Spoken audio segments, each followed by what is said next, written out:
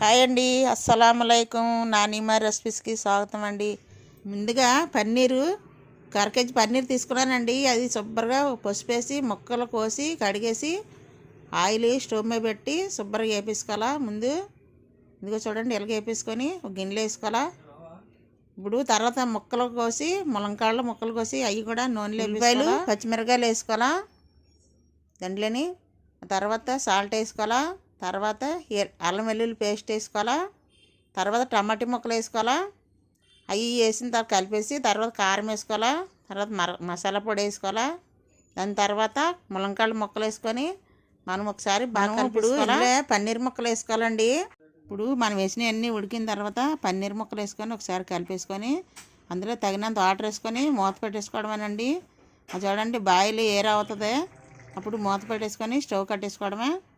ఈ video like, share, subscribe చేయండి.